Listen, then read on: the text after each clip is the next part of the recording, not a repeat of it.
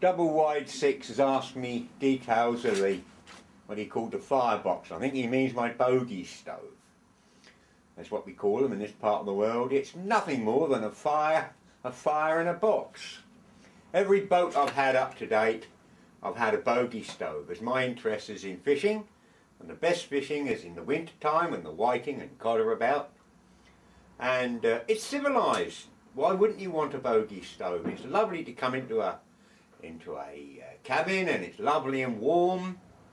The kettle's usually simmering on the top, and you can keep plate of food hot and all this sort of thing, roast chestnuts.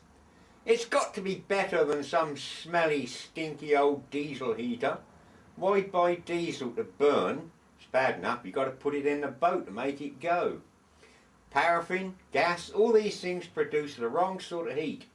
A solid fuel stove like this produces dry heat, and it's totally safe, and it's nothing more, if I can get down here, it's nothing more than a cylinder, and in this case I've used an old oxygen cylinder, and the bottom's been cut off, and that forms the ash pan. And there's a little shield up here that opens and closes the holes. So that drops in there. Just been painted so it's a bit stiff, and you just revolve this to uncover different holes, the amount of air you want in, and then you do up a buckle at the bottom and it locks it. This bend in the chimney, one length chimney, is to suit my needs. This floor standing arrangement, which is bolted on, is a design feature. Oh right, I made a cock up. The flue was too long to get into the cabin, so this had to be bolted on afterwards. I've yet to make a top, and I shall just simply have a lift out thickish piece of plate, which I machined to put in the top as a hot plate. And I burn wood, I burn coal, coke, anthracite, I burn my rubbish, something you can't do on a diesel heater. I've done 1 or 2 videos on bogey stoves.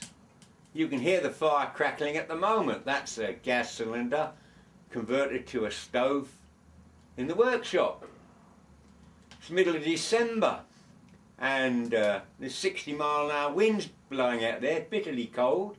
It's lovely and warm in here. I wouldn't be doing this video if it wasn't for a bogey stove. There's a lot of people don't understand why this sort of opposition really to putting stoves in boats. A mate of mine said, well, I haven't got room. Yes, you've got room. Find room. Chuck out all the other stuff that's not important. You've got room to be warm. This is the next important thing after the kettle and the packet of hobnobs. So treat yourself. Make yourself a bogey stove. As I say, it's very simple. It's an ash pan for the bottom, holes to let draft in.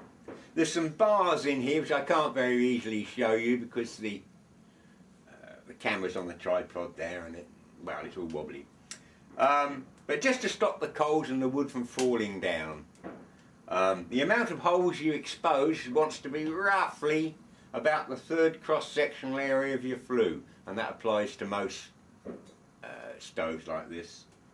Don't put in doors, don't put in windows. This way it's safe. The boat can rock and roll, and the fire's kept inside. So that's just a quick update.